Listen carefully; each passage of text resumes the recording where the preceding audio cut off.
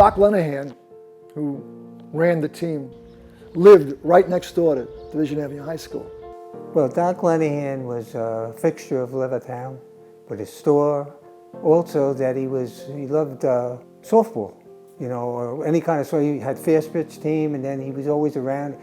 When we'd be playing at games on Sunday morning, Doc would be down there in his chair watching us play. He was just a great man. So Doc would have an occasion to come over and watch the baseball games. So over the course of time, he saw many of us play baseball. The store opened in the North Village Green in 1951. I think everybody was aware of the store. My dad used to take me in there. As a matter of fact, before that, when I was growing up, Marius Russo from the Yankees had a sporting goods store over in the Hicksville-Bethpage border. And then Marius somehow wound up with Doc. They were kind of like partners, but Doc was running the store. And so I knew about it since I was, before high school. I knew about county sports. Then 64 moved to Division Avenue. And at that time, people liked to shop local and small business. I used to go to the store, and Doc, when I was getting laid off on my jobs and stuff like that, Doc would put me to work in the store.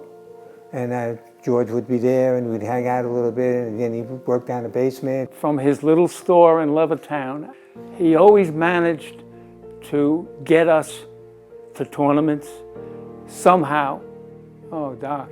He loved the game, unbelievably loved the game of slow pitch. There was a men's fast pitch league. I guess he started it in, I think, 1948. They played at Azalea Field. It was just like a local pickup Sunday morning league he put together. Then I guess the early 50s, it escalated to the Jones Beach Night Fast Pitch League, which was the only league on Long Island at that time with lights, only field with lights. And there were only 6 teams in the league, and every player, he used to have tryouts for his Mean Oilers team, and 50 to 60 guys would show up. The fast pitch kind of died because there was one dominant pitcher that no one could beat, and it just kind of dried up due to lack of pitching. Doc Linnehan was a real good fast pitch manager.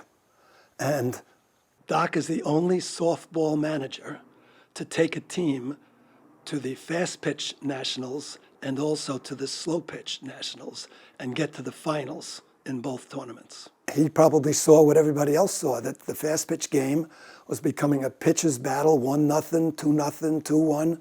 And so slow pitch started, and Doc saw that slow pitch was, he had a vision of what slow pitch could be. He easily transitioned to knowing what was needed to compete on the national level. Doc was a first-class manager. He took care of everything for us. You know, he was an imposing figure to me as a 19-year-old playing with music arrows. I knew of his history in fast pitch, and then when I started playing for him, I was a little bit nervous because I was trying to work my way in. Doc was a super intelligent man. Winning was the end all. He knew the game, he knew his players. He knew the players. He knew what players would fit at what times. He gravitated to great players, but great players that would fit in to his idea of a team. There was good players that could have played with us, and Doc didn't want them because they had too much baggage, or you would not have as good a team. You know, your team chemistry would not be as good. I had other offers to go to different places, and when Doc came by, I was signed, sealed, and delivered. Just his presentation, very low key, you know, just a gentleman. And then he told me who was on the team, and I knew Johnny Davide. I knew some of the guys. It was a pleasure playing with Doc. I felt very comfortable with him, and because he was older, a little bit of a dad image, you know, and that made me feel good too, because I knew he knew the game. I knew he knew his players. He had built this team up. I was pretty much a new guy added to the team. And he just, like I said, he made you feel comfortable, even when he had to do something like pull you from the game. You know, it was like, okay, well, he's got a reason, and we'll go with it, you know. When I joined the county sports team, I was a walk-up hitter. And Doc pulled me aside one day, and he said, Ron, I want you to stand there and not walk up anymore. I want you to try that and see how that goes. Well, I did that, and after time, I basically discovered a whole nother level of power. And he was just like me. I was always a competitor, and I think that's what he liked about me, that I could play most positions. So he had me. I wasn't a pitcher back then. I learned early that he didn't care who he benched and who he played. He played who he thought was going to help him win that day, and I respected the heck out of him for that, because that's the way it's supposed to be. So that's the kind of manager he was. He would take guys, he would shift them around, put them where they were comfortable. You know, you put me in left field sometimes. He said to me, you're going to play left field. And I'm a center fielder. I never played left field before, so I play in left field. He says, I'm playing your left field because this team hits everything to left field. That's what Doc did, you know, and then they would move Sugar and I, we would go back and forth, you know. And Sugar's been playing at center field his whole life. But we were a team. We'd do what was best for the team. My memories of Doc was kind of being cool, calm, collective until he wasn't. He just, you know, had the pet peeves about fundamentals and throwing to the right base and hitting the cutoff man. And these are things that are lost, I think, in Major League Baseball these days. Whatever move Doc made, most of the time he came out smelling like a rose. But, you know, these were, consummate great athletes. Even the guys that sit on the bench. When Doc asked me that, where you want to play, I said, well, first base or something. He said, no, you can't go to first base. You're a major leaguer. I didn't tell him I was a hitter, a better hitter than a pitcher. Louis Russo, who was like a legend. And Louis and John Davide were same category, you know, Hall of Famers. He was a great recruiter. I was playing out on Long Island and for a team out in St. James. Smithtown at Maple Avenue. He was scouting Chuck Schilling, who was just dropped out of Boston Red Sox. Doc had a theory that if you didn't improve your team every year by at least one player, your team got worse. So he came out to Smithtown to watch Chuck. He was playing on another team. And this is the story I get. As he was walking down, the announcer says, home run, John Davide. So Doc and his son got nestled into the thing, and my team was pretty good. And we bat around, and I hit another one. The guy says, home run, John Davide. He turned to somebody next to him, and he said, who's that little fat guy who just hit the home run? John hit like 3 or 4 homers, right? And we quit looking at the other guy. Chuck Schilling was a great defensive player, good base hitter, and I think he would have probably gone and talked to Chuck had I not had the day I had that day. I was playing shortstop. John had wonderful, wonderful hands and consistency at shortstop. We had some defense up the middle and some power. When I was playing with American Legion, when we met, it was always you have to beat, you know, County was the team to beat, you know.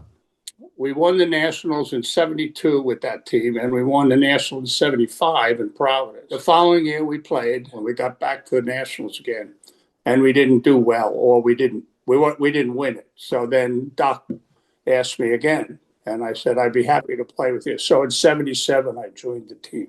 Oh, it was quite intimidating at first because you're playing alongside Jimmy Galloway and Billy Malloy and, you know, John Davide.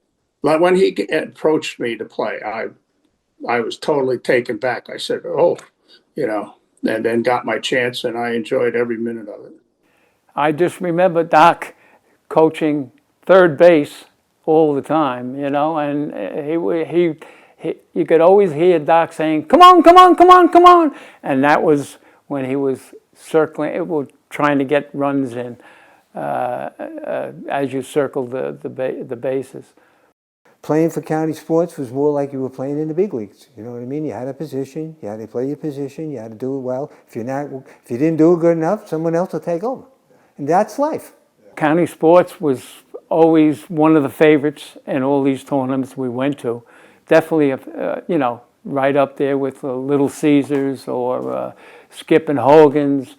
We took so much pride in playing ball, going out and being good and being great. Okay? There was nobody that was on the team that would go to any of these tournaments thinking we were going to lose. It was still in the days where the Bombers were not plentiful at the time. Doc was the one who was responsible on a national basis for making other teams get Bombers that we were playing 5-man infields and 3-man outfields because everybody was a single sitter. Well, with the exception of a couple like Lou Russo and Jimmy Galloway. You had to win a regional tournament to qualify to go to the Nationals. This team, Musicaros, out of Massapequa, was the dominant force. They had won 4 or 5 years in a row, this prestigious regional tournament. I play a doubleheader or a single game over at Merle East baseball, and then at night I'd go down with Musicaros and play a doubleheader down the beach. And at that time I was 21 years old. I was playing regularly with Musicaros when I was a senior in high school. It was a restaurant in Massapequa, Musicaros restaurant. But they used to play baseball. Man on third, you hit a sacrifice fly to get him in, or a grounder to the right side. They played in the national tournament in 1962, which was held at Jones Beach. And they placed like 5th or 6th, and Jimmy Galloway was on that team. Bob Schugman was on that team. Lou Russo was on that team. 3 of the stalwarts of the early county sports teams. We played against county sports. Myself, Jim Galloway, Doc recruited, and we got in with county sports. Doc watched that team disintegrate the next year. He took a couple players. He asked me to play with him the next year. So that's when I joined county sports. Early on, Doc got beat by them a few times, and then when he had Galloway, and Galloway hit one at Jones Beach to Ocean Parkway, and there wasn't any defense that could stop or catch that. Right. So the little buzzer went off in his head. Why don't I see if I can get like 5 or 6 of these home run hitters, and we'll see if we can't. I don't think they'll be able to score as many runs as we can. And it worked. It was unpopular with Musicaros and some of the other teams, but Every softball coach I ever played with wanted the hammer or being up last. And Doc's theory was, let's score right away, top of the first, put him behind the 8 ball. And Michael was the shocker, that's what we used to call him, because he would hit one about 340, and I remember the other teams looking at each other going, what's coming next? This is the leadoff hitter. And that's exactly what he wanted. He wanted to instill a little fear into the opponents, and Michael certainly could do that. He was just a great player. Doc's philosophy was, I can count on one hand how many games over all the years we lost in the bottom of the 7th. But there's hundreds of games that we won in the top of the 1st just by putting runs on the board and never being caught. Mike Foley's talent was unquestioned. The one thing that stands out about him over the years is he had dislocated his shoulder in one game and he couldn't get his glove up past his chest. And he's out there playing right field and he's making the basket catches and there's the ball hit over his head and he's out there at the fence and it's right at the fence and I'm watching and he goes, snatches it with his bare hand and fires it in. It's just the toughness that he showed all the time. Great person. Firebrand in the field, would fire people up, and a great teammate, somebody you want on your side. At that point, Doc's expectation was to win the Nationals every year. We never had any feelings that, oh, gee, are we in over our heads? He never had that at all. We never had a close game in the regionals that I can remember after that first year when they beat my team, Musicaros. Those were close, intense fought games. But we just ruled the local area. We hosted the Rheingold, it was called the Rheingold in the beginning, each year starting in like 1970. We won that every year, even though he brought in the best teams he could find around the country. So no, we didn't feel like we had to climb up to anything. But we were playing all over the country. We won a lot, and people came to see us play, even though we were from New York. And it was more like, like playing for the Yankees. You had to win. He was always making deals, I guess, too, with the different tournaments. They wanted county sports that had a name. We'll come if we can get rooms, if we can get, whatever. So he was able to get us there, and we played for meal money. He gave us meal money on the trips and all of our transportation. But we were there to play. Now, guys went out and had a good time after the game, but we were there to play softball and to win.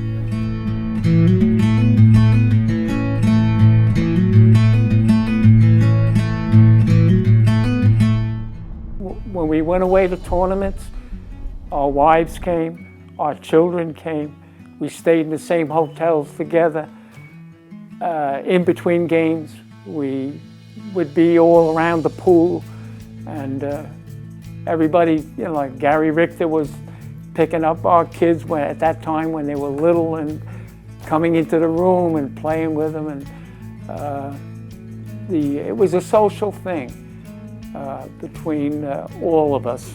It was camaraderie of all of us together with our families too, and that's the big thing that Doc was. He said if you want to bring your families, you can bring your families. It warms my heart. The guys were just phenomenal. Sometimes we would bring charcoal grills to the tournaments. And everybody's family would, the wives would bring hamburgers and hot dogs, and I mean, we were a total family. It was awesome. The first experience was up in Connecticut. We got there, and it was this big park, beautiful, lit up at night. And Doc walked over to me and handed me an envelope. I was like, "Oh wow, what's this?" He goes, "That's a little something for your expenses, and you get something to eat." And I was like, "Wow, this is great! I got $20." And I'm playing ball. I said, I finally made it here. Time off for me as a teacher was less critical because once June came, we were off for the summer. And other than that, we didn't leave till, it wasn't every weekend that you were away, but when we did, we didn't leave till Friday afternoon. Sometimes I had to take a Friday off. And you were back Sunday night. One time we won in North Carolina and missed our flight because of it, and had rent-a-cars. Yeah, we were in the, actually, we were the winners of the winners bracket, so we only had to win one game, and I think Bobby alluded to it before, that guys had to leave, they had to go home. So we wound up with just 10 guys, and we wound up losing the tournament, but we stayed for the whole tournament, and missed our flights, the whole bit. And Doc said, "Don't worry, we're going to take the rent-a-cars." Couldn't get a flight Monday even, whatever. Well, just drive the rent-a-cars home. Well, unbeknownst to us, they had warrants out for our arrest because it wasn't that kind of rent. It was supposed to be delivered back to where they rented it. At 5 in the morning, we pulled in to LaGuardia and dropped the cars off at the Hertz office there. Anyway, they got the cars back, but they had to, transport them back from LaGuardia. But that was unbelievable. He had a story about that it was years in litigation with the rent-a-car company giving him grief. That's what happens to softball players. Sometimes you get, so late, you're going to miss your flight or whatever transportation you might have had, and then you got to do alternatives, But Doc, that was a really funny tournament because we played so well. Yeah, and just didn't happen. I think more so than the jobs, which you could work out, was we had families. And Doc was real good about that because we did drive to a lot of tournaments. Pennsylvania, New Jersey, Connecticut, upstate. And the families came. The wives had to be a big part of agreeing, because while the families came, I'm playing ball. and my wife is taking care of the little ones in the stands. So it wasn't really a vacation, it was family time together. But so I think more so the families rather than the job was more that you had to juggle. And the wives don't get to go all the time. Well, this one trip, Cincinnati, we said, well, we're going to go. And we had always told them, oh, you know, it's not a big deal. You get out of the car, you go to the hotel, you unpack your bag, you get something to eat, then you go to the field. We get to the airport. We're walking down to get our bags, and here comes 16 young girls in hot pants and boots to meet the county sports team. My wife, his wife, they looked at us like, oh, you liars. And I kept saying to myself, how could this be happening? It never happens. It never happens. At the Black Velvet tournament somewhere in Connecticut. And it had to be 1977 because my second son, and John's daughter were born that year. And his wife, Madeline, was pregnant at the time. So it was touch and go whether he was going to go to the tournament. And Doc, of course, didn't understand anything except to go to the tournament. And this guy, Joe Dutton, was a pilot who had a little airplane. So he's going to take John to the tournament, and Joe was on the team. He's going to take John to the tournament and fly him home, and take him home instantly if he needed to. So Madeline agreed to that, and away we go. And we had a nice tournament, and we won. And John was named MVP. I'll have to show you a picture of that tournament MVP because at the final game was Miss Black Velvet. So the picture that we all made sure got sent to Madeline was of Miss Black Velvet sitting on John's lap in the team photo.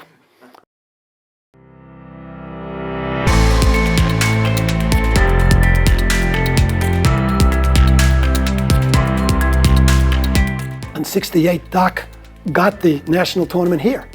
It was at Jones Beach, Eisenhower Park, and the main field was St. Raphael's Church in East Meadow. They had lights, and I think he could charge admission there where he couldn't at the state parks. Well, what I remember is the fact that we lost, and then we came out of the losers bracket. And we played right through to the finals, and we lost somewhere along the way. So we were in the losers bracket in the finals.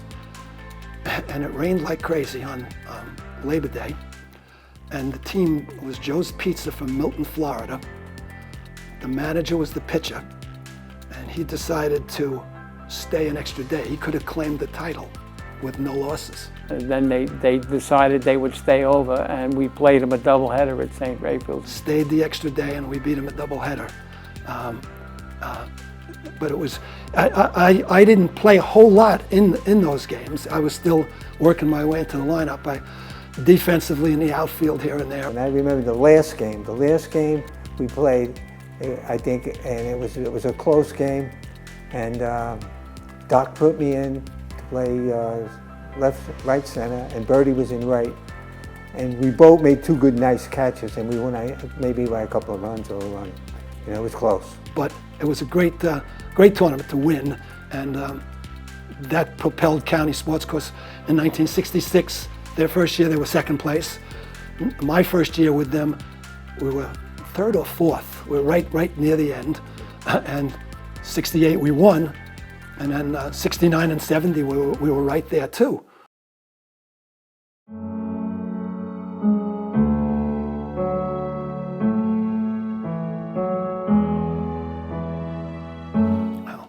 The person was so much better than the player, and the player, there was nobody better than Jim.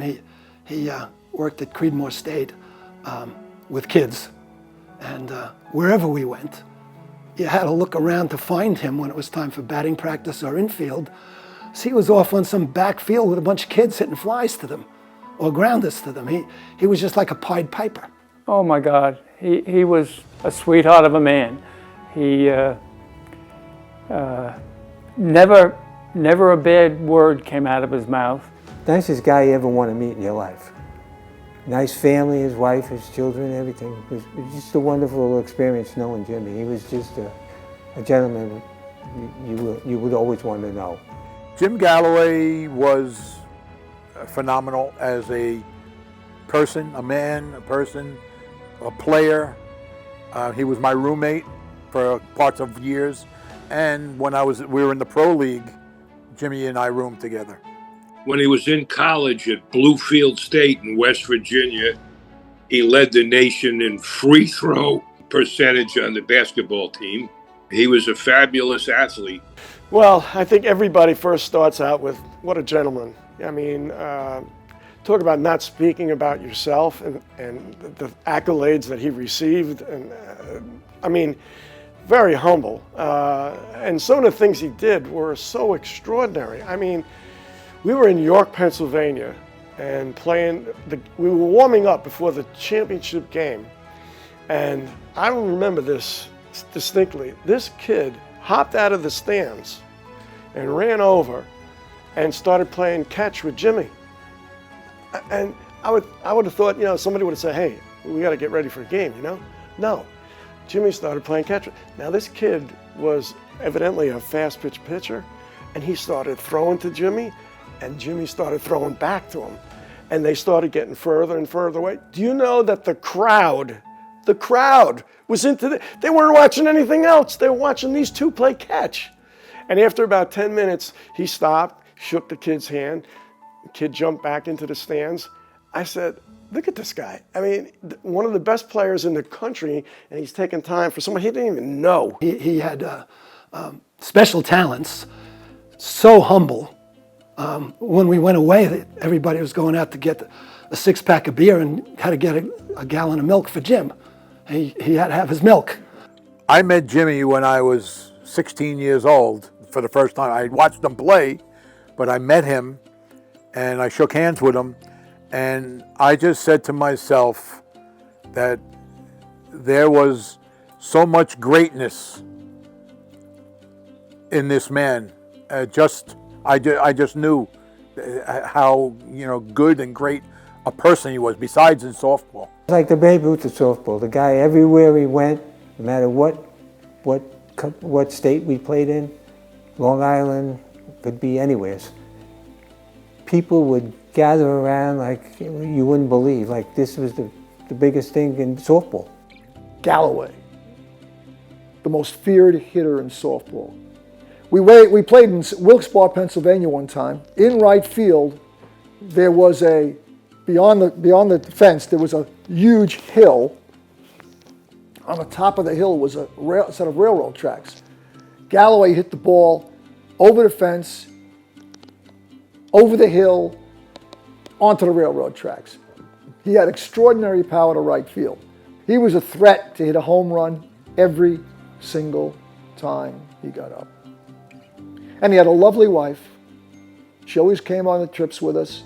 It was like Frank Howard. He would hit a ball at Tony Kubek. Kubek would just miss it and then wind up in the center field stands. Galloway hit the same thing. Started out, one up, one up, one up. Unbelievable power.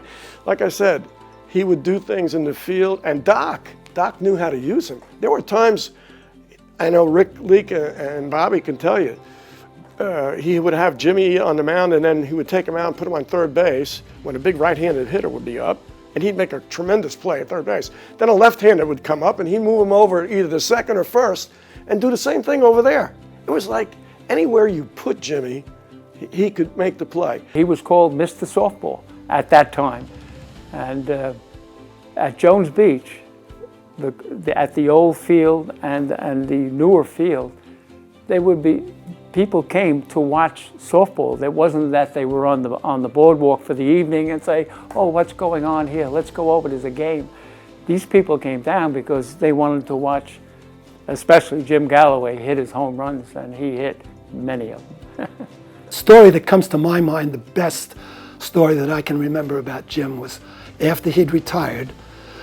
It was either the late 70s or the early 80s, and we were going to Maryville, Tennessee for the Smoky Mountain Classic, which we went pretty much every year for a 6 or 8 year period. And that was about the best tournament in the country before the Nationals. And Jim hadn't been there in at least 4 years. And Doc picked them up for the tournament. And we're in the feature game, because we were county sports, and Jim wanted to take a nap. So we get to the field an hour before game time, and Jim's got to stay in the car and take a nap. So we go to the field, and we're getting out to, 20 minutes to game time.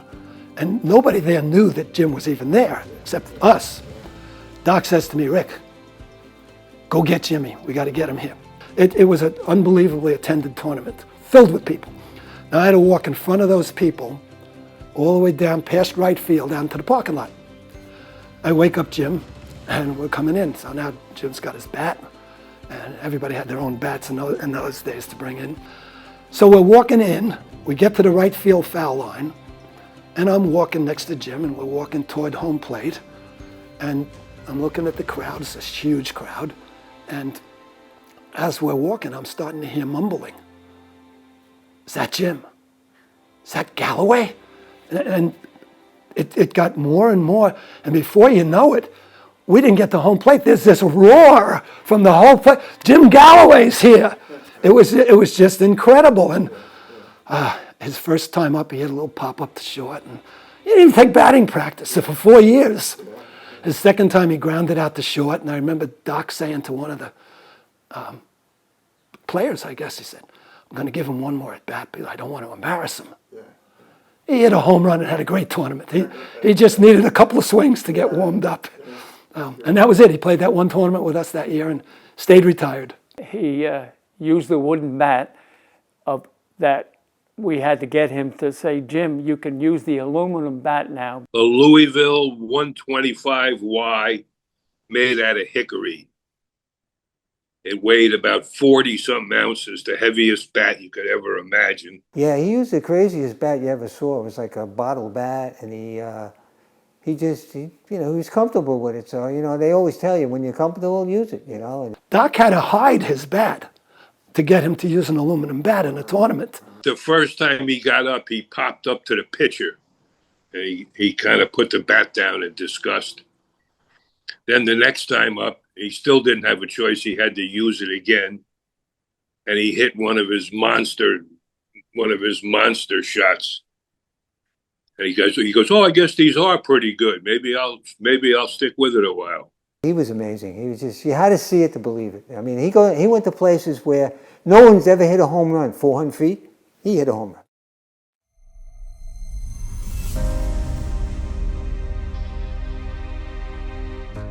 Bobby Lombardi, he made probably the greatest catch I saw in softball. It's the greatest catch I ever saw, ever, in my whole life, in major leagues down to whatever, to Little League. I've never seen a catch like that. It was 1975 or 6 at the Stroh's tournament in Dayton, Ohio. And at Stroh's, there were people who brought campers, and they just outside the fence, and they were barbecuing and drinking and having a great time, blah, blah, blah, blah, blah, blah. I was pitching. Guy hit a fly to left center field, and it wasn't a looping high fly. It was more like a line drive. Okay, I was playing short. It was a big part of the game, by the way. We were only up a few runs. They had a couple guys on, and this guy hit a bomb. And all I could see was the back of Bobby sprinting to this fence.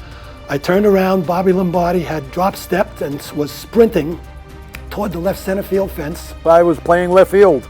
Bobby was in left center. I was running towards the ball and watched him on full flight. It was a chain link fence that went up, I think 8 feet, but it might have been 6 feet. Actually went 2 steps up the wall. At 1, 2, over. In full stride, Bobby put one of his feet in the chain link part of the fence, with his bare hand grabbed the top of the fence, somehow looked over his shoulder and had the right position. His glove went up. As he leaped up, he planted his foot in the fence and had his right arm, because he was a lefty, over the fence. The ball went in his glove. The momentum of the ball and of him running into that fence flipped him, so his feet were straight up in the air. I think he grabbed the top of the fence, caught the ball, and kind of folded 3 guys give him one of these back over.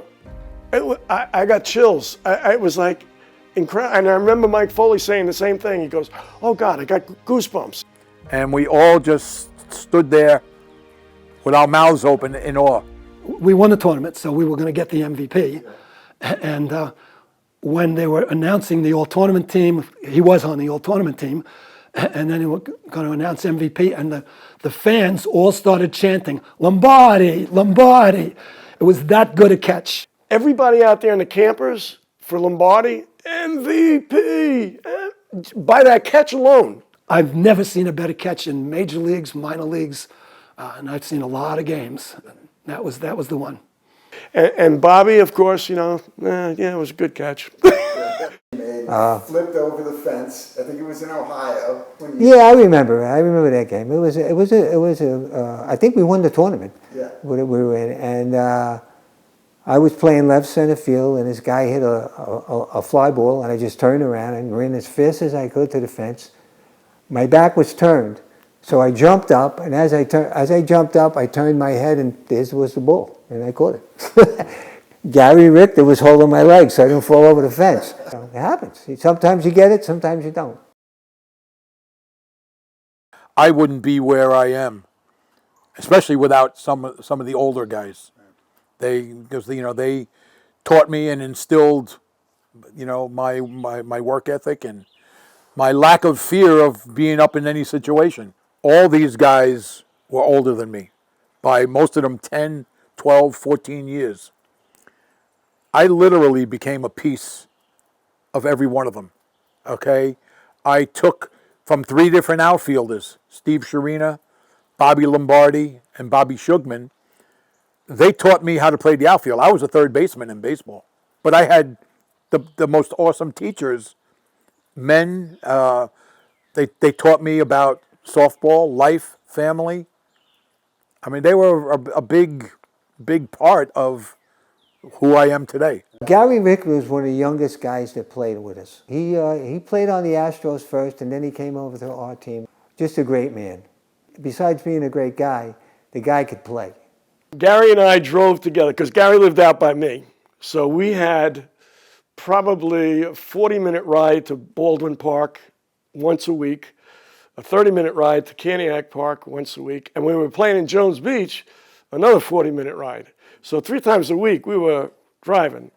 I would drive most of the time. I had a Volkswagen, and we would stop at Friendly's for a fribble, and that was our drink on the way home. Most guys were having beers. Gary was just a great talent, could hit for power and average, and he would drive the third baseman and shortstop crazy because he'll hit 3 balls through the hole. Now everybody will go like this, and then he would hit one down the line. And then they'd spread out again, and he'd go back through just a great hitter. Tommy Croce, he played shortstop. Yeah, he was the first shortstop I played with. He was really a good shortstop. Okay. Terrific. Billy Malloy, they called the sheriff. I think he worked in that department, and he was a physical specimen. He's a big guy, played third base, could pitch. Doc would use him to pitch once in a while, especially when we didn't have Rick. We were using Steve Sharina and other guys to pitch. But Billy was a third baseman, and he could hit, and he just knew the game.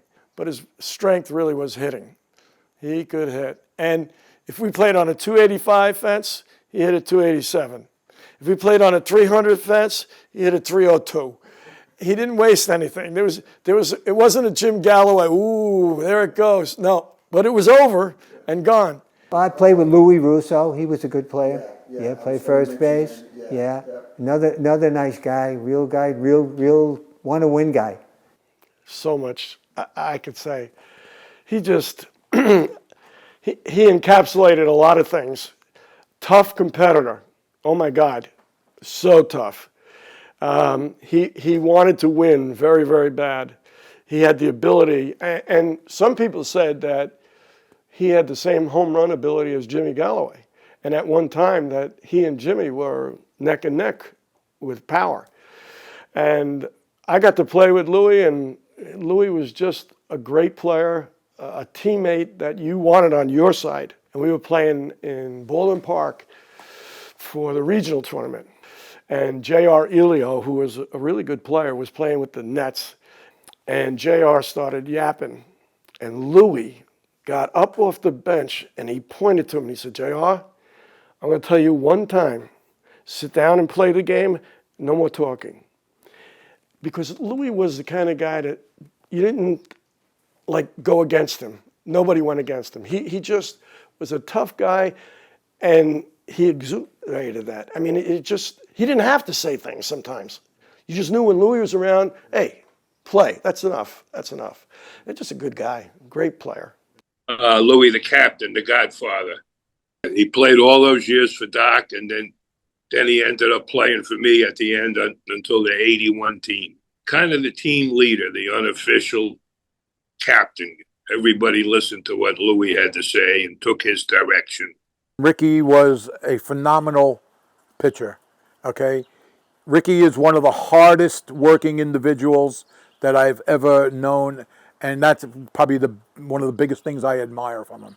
As easy as it was for some players to excel in hitting the ball out, he was able to minimize it. He was an effective pitcher in a sport that had no effective pitchers. What made you decide to pursue pitching? I was benched after working for 5 years to become a full-time starter as a right center fielder. I played short field. I played every position except pitch. Every position, pitch and catch. And I worked my way into the starting lineup for good. And I batted second in front of Jim Galloway. I was the second leading hitter on the team for the year behind Bill Malloy, average-wise. Bob Schugman led off, and the two of us were supposed to get singles for Jimmy. And came playoff time, the two pickup rule was in effect. The game was getting more toward power, and Doc picked up, I forget the second guy, but the first guy was Bruce Cerrone, a really good player. We were out in Smithtown in the regionals, and Bruce Cerrone was in right center and batting second, and I was on the bench. I realized watching the tournament that the only way I'm going to stay at this level is to do something else, and it wasn't going to become a power hitter overnight. Back then, it was unlimited home runs. We would put up 20, 25 home runs a game sometimes. You know, you'd win by, beating them into oblivion. I then went and told Doc during the winter that I was going to go to a different team. And I learned as the year went by, and Doc talked to me over the winter and said, if you're ever thinking about making the change, I said, I did this to get back to you because I think I can contribute as a pitcher. Yeah. As luck would have it, the year that I went back to him, 75, was the first year of a 2-year ASA experiment with unlimited arc. So here I am pitching in 4 county sports, and Doc told me right off the front, you'll be the best 10 hitter in the game. So he said, don't worry about leading off, or you're going to bat 10th. Okay. All winter I was coaching basketball in Baldwin. All winter after practice, I had a bucket of balls, and I marched off home plate, and I was practicing grazing the ceiling with the pitches and dropping them into that bucket. Yeah. And it was a successful 2 years, to say the least. Of course, nobody liked that high arc, and the ASA couldn't wait to get rid of it. Ricky as a pitcher, keeping other teams down in their runs, and we used to call him Hoover, because he would suck everything in the middle and catch it. Right? He was like a vacuum. Yeah. He became a great pitcher. He was part of the reason why we won a lot of games, because he was so good in up the middle. It was like having a shortstop at your pitcher spot. Because of his defense, not only clutch hitting, and he could play any position. I mean, he was just a great athlete. You look at a guy, most guys say the pitcher, on the team is not a good athlete. No, not Ricky Leek.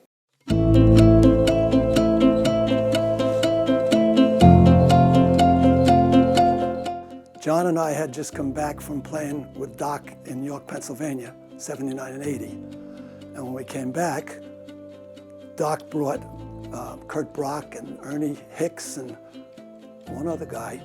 And George already had a full team. George really had a difficult job of keeping everybody as happy as he could. We won the regionals down in Bowie, Maryland. That got us to the Nationals out in Oklahoma City.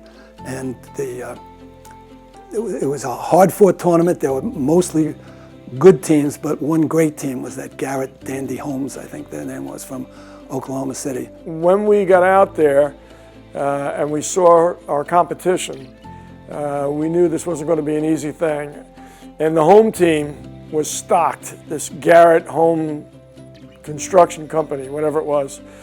They had some really good players. We were in Oklahoma, and we had maybe not the best physical team to play, but we had the best team. These guys, we were all like a family, and we had every one of us that would pull. Even if you sat, you know, they weren't hoping for, you know, somebody to get hurt so they could get in and play.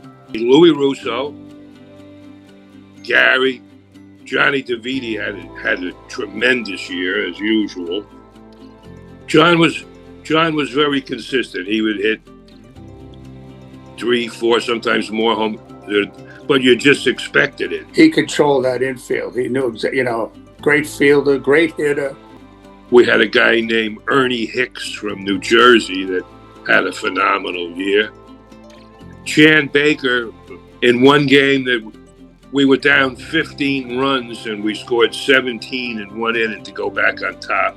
Chan Baker hit a 3-run and a grand slam homer in that 17-run inning. Bases were loaded, and of course now you think, oh boy. So I put it out, and so then we kept going through the lineup. We're going back, and then there were 2 men on, and I come up again, and boom, I hit another one, you know. And I mean, we went crazy. We peaked at the right time going out there, and so we ended up winning the winners bracket, and the team from Oklahoma, okay, they came and then they beat us, right? And now we have to play the if game. The game's going back and forth, back and forth. I guess it was the bottom of the 7th. We had a chance to win, and I was up in a spot where I think a home run would have been a big plus, and so I got pinch hit for it. It happened once in a while during that season. We had so many players.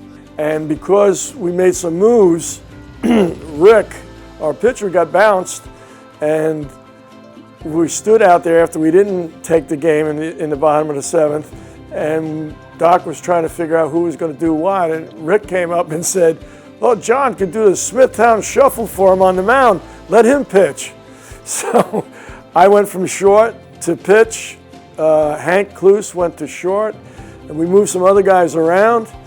And in the 8th inning, I shut them down. They got nothing. And guess what? We got nothing. So it came to the next inning, and they hit a couple of bombs. We were down 3 runs or so going to the bottom of the 9th. It was a come from behind kind of thing. And the team, with a tremendous amount of contributions from the guys off my bench. We get an out, a single, an error, and now our shortstop, J.R. Santayani, had 0 at-bats the whole weekend. He was put in for defense. He comes up in the first pitch, he lines a single to center, 1 run comes in. We came back and it was 2 on, 2 out, down 2. It got to the point where Gary came up and he was the winning run. And I was on deck. We had 2 outs at the time. And I'm saying, please, Gary, get a hit, Gary.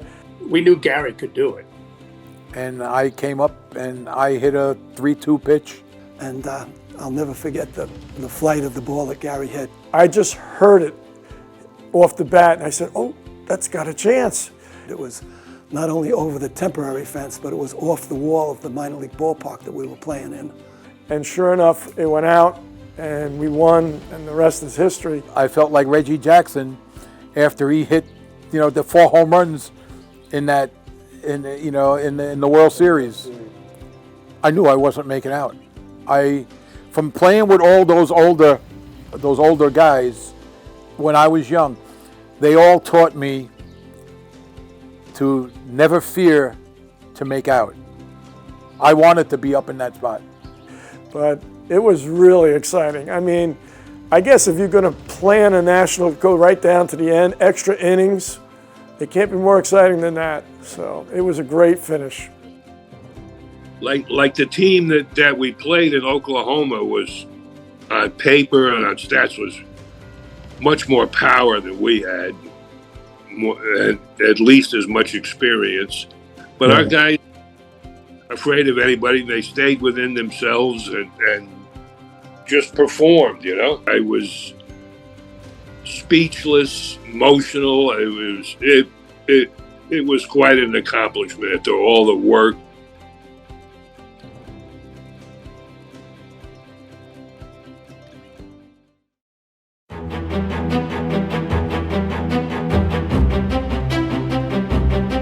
Once county sports got its reputation in the 60s, other teams started coming up with real good teams. And Howard's Furniture from Denver, North Carolina was one that came up quick. And Mr. Howard was big at wanting to win. He was a competitor, and he put money into the team. We played them many a ball game through the 70s. And I would say, I would like to think we won half of them. Maybe not quite, but I would like to think we won half of them. Because we played against Howard's when Howard's had the best team in the country. He went out and got players from everywhere. Didn't he house all the players and give them a job? Wasn't there some big complex down? It wasn't really a big complex. To get to Howard's Field, the furniture warehouse was out in the outfield, over the outfield fence. And behind the dugout and up the hill was a row of houses. One of them was Mr. Howard's house, and another one was one of his players. I don't know if he rented it to him or gave it to him, Stan Harvey. Because I remember walking, you had to walk sometimes under the clothesline to get down the field to the dugout. So it wasn't a big complex, it was a single field. So when he had a tournament, he only could have 8 teams. And you just hit bombs off the whole warehouse was some kind of aluminum, and they were just dents all over it. But yes, he would have players working in the factory, come out for lunch, taking batting practice, working a little more, come back and take some more batting practice. Yeah, that was their summer job. We beat them in the finals of the winners bracket, and they came back and beat us twice. In the first game, on a play that I still today, this is in 1973, say the umps got it wrong. Mike Foley with the bases loaded hit a line drive, and I think it went out of the park, but it hit the bleachers and came back in. And they said it never went out, and we had runners stopping, passing each other. It was a mess, and we lost by 1 run. Howards would always line up at the end of the game, for the handshake. And they were one team. They never said good game, like everybody's good game, good game. Howards would come by and they would put their hand out and say, enjoyed it, I enjoyed it. They enjoyed kicking your butt, Richard Howard, the owner of Howard's Furniture, Doc was sitting with Mr. Howard at one of the tournaments, and Mr. Howard said, Doc, you're the only true amateur team in America that can compete at this level.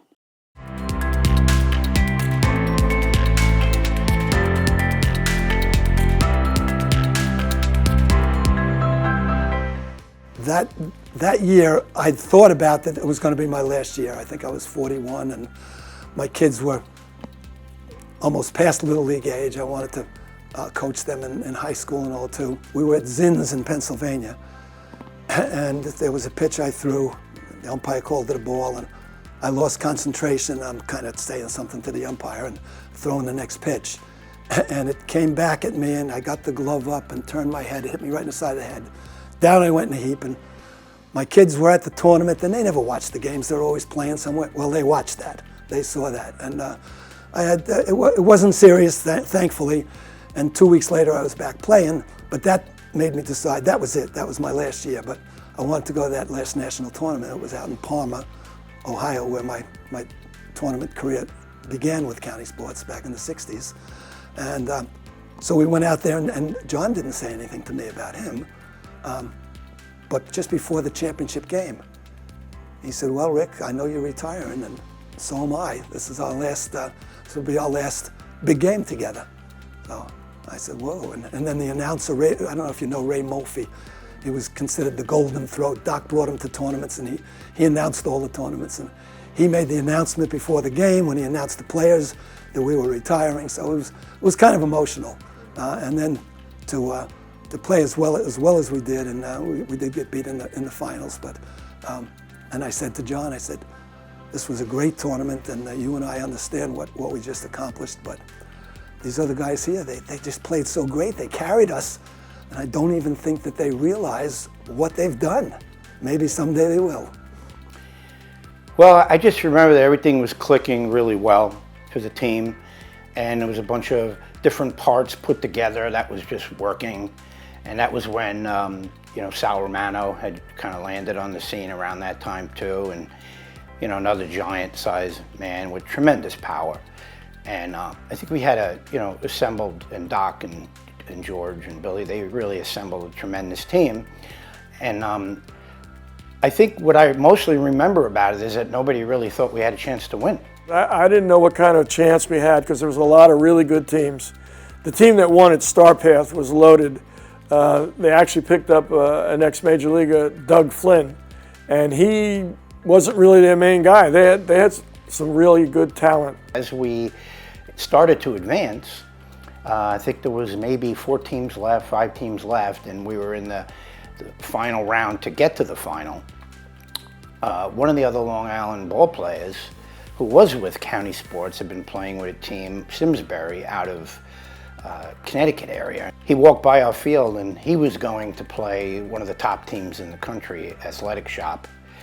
And he said, "Well, we got the loser of your game," something like that. "We'll see you later."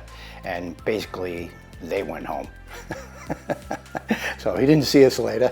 He saw us on the field playing in the finals. I was a little in awe of the fact that we were playing so well, being so young.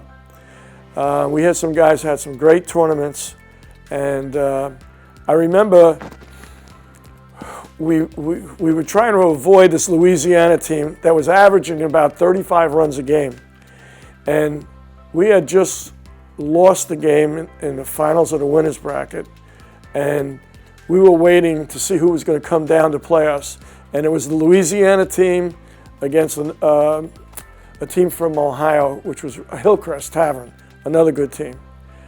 The Louisiana team put up 48 runs, 27 homers they hit, and now we're going to play them. This is the team we were trying to avoid. Well, they came down to play us. Rick was on the mound. We almost shut him down. I was like, "Are you kidding? What happened to these guys?" Either they hit themselves out, or we jumped on them. We did jump on them, and they never responded. They hit a few, but nothing like what they did up there. And we beat them. And then we knew we had to play Star Path again, and they were just tough. We had a chance. We really had a chance. A couple more hits here and there. We certainly had guys on base and opportunities. And they were missed, but they were a phenomenal team. They had Doug Flynn on the team, and he didn't even play shortstop. That's how good their shortstop was. These young guys we kept looking at each other going, "Oh my gosh, look at the stats that they're putting up. They're hitting homers, hitting in the clutch, making plays in the field." It was great. I mean, yeah, reality checked in the finals because those guys I think they were just better than us, and we just couldn't catch them. But we made a good stand. So for Rick and I, if this was the way we were going to go out, it wasn't a bad way to go out. We played well, we represented our team well, and I just remember having a good feeling about how we did, and it worked out. It worked out. John, as I said, is very humble, and he would never talk about it. He has been elected to 7 different Hall of Fames for softball. I just remember John using a dark bat and hitting home runs. He just had the softest, looked like a soft swing, smooth swing, and the ball would just jump off his bat. Clutch player. I was playing right field in the finals, and Hank Cluse had to leave. So he had to catch a flight. So George was kind of stuck. He said, John, go play short, because that's originally where I played. So I was at shortstop, and they had first and second, and 2 out, and they were threatening to score, have another big inning, and a guy hit a shot in the hole, and Sal Romano, who was a great hitter, was playing third. He dove for it, couldn't get it. I backhanded it, and I jumped through, sort of like a Derek Jeter thing, and threw the guy out at first. And all I can remember is Sal on the ground picking himself up going, ooh, old man, you still got a play in you here and there. And it was nice hearing it from him.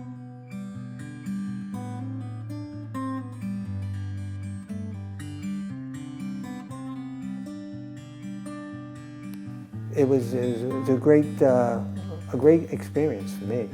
You know, a kid from Levittown, playing for the guy that coaches from Levittown, and his kids is from Levittown. We were all like friends and family. That was my family, like, you know, be on the team. I knew them, but like I said, I didn't know anything else. It was a great experience for me, especially playing with Jimmy Galloway. No, I can tell you I enjoyed my years with Doc and County Sports. The most important player from County Sports that made the biggest impact on me and my life was Bobby Schugman and his family, his wife and family. Because it wasn't just, but there wasn't a time that we played that Bobby Schugman did not leave his skin, his blood, his sweat on the field. What is the legacy of Doc Linnehan and County Sports? Well, in the beginning, it was just popularizing softball and helping to create more leagues and more places to play for, guys that wanted to form their own team, And we won too much for too long. And towards the end, there was some resentment towards us having too good of a team, quote unquote, unbeatable. I think the legacy of County Sports softball is the fact that they were the best team in the Northeast, not just on Long Island, through the half of the 60s, all of the 70s, and most of the 80s. They were the team that everybody knew. What's the legacy of County Sports? Wow. One of the things I think I always remembered before I joined County Sports was I had heard about them. People always talked about County Sports, how good they were, how they kind of held themselves above all the nonsense. They never got involved in that. It was a class act. They would play, they would beat you, shake hands, congratulate you. And when I got my chance, which was kind of a unique situation, I wanted to fill that role. I wanted to be part of that, because when you had that uniform on, people knew that you were recognized as a good player, because Doc would only put good players out there and good people. County Sports, still today, people talk about that team. Talk about Jim Galloway, Billy Malloy, Mike Foley, Rick Leek, Gary Richter. I mean, these guys are like living legends. County Sports was a wonderful experience, one that I don't think any player who ever played for Doc would ever forget. What do you think the legacy of County Sports is? What do I think? Well, probably the greatest team to come out of the Northeast. And I think for when softball started with the slow pitch, after fast pitch, County Sports had one of the best names throughout the whole country. Okay, and one of the other sponsors touted us as the best team with the smallest budget.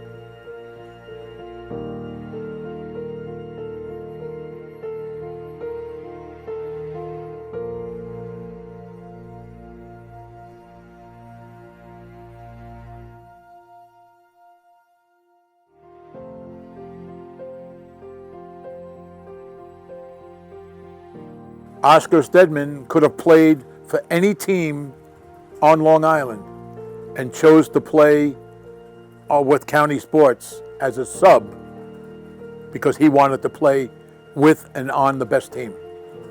Oscar Stedman was probably the toughest man that I've ever met or known in my life, with a heart of gold. But you wanted him on your side. He sparred with Hubert Hilton, okay? And I don't know exactly how long. Oscar was a phenomenal athlete.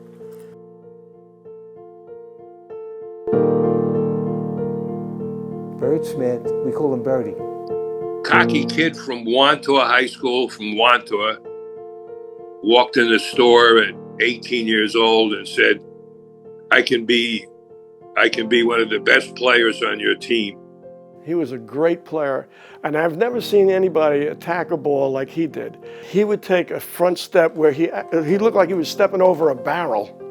I mean, that's how much he was pushing his body weight towards the, and just incredible hitter. The doc said, oh yeah? And Doc said, when a new player came, so he told him to come to Caniac that night for a league game. And what he did when you were a new player, he batted your third or fourth, your first game, your first night. Put all the pressure on you that he could. And I think Birdie hit 7 homers in a doubleheader.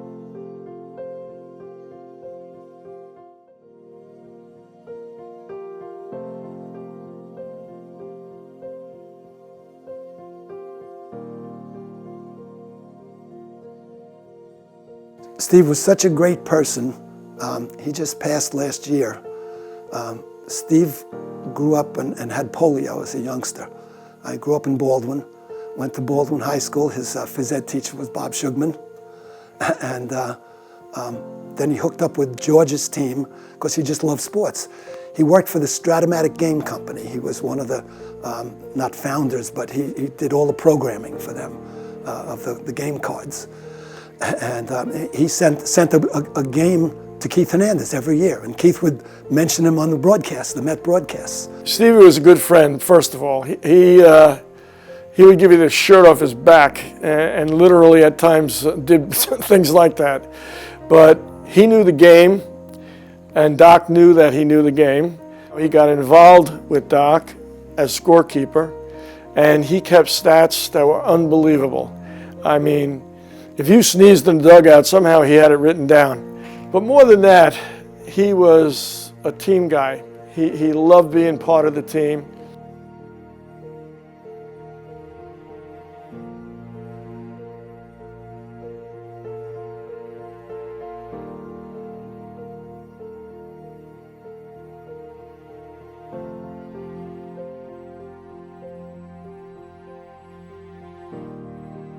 I had called the store in Levittown because they were having a home run contest and I wanted to join. And Doc called me and he says, well, who are you? I said, well, I'm just a ball player that, you know, would like to try to hit home runs. And he was like, well, yeah, we'll get back to you. I think we're kind of, you know, full. So Sal Romano was in that home run hitting contest that I wanted to get into. That was my first time seeing him hit the ball. And I think one of the most incredible home run performances I witnessed with Sal was up in Canada at the PIF tournament. And I don't know who he was going against. It might have been Craig Elliott or some, you know, one of the top home run hitters in the country. And he was hitting bombs, Sal, against the wind to right field. And that park there was massively big. And I realized how strong he was. And that's why they called him the Bull.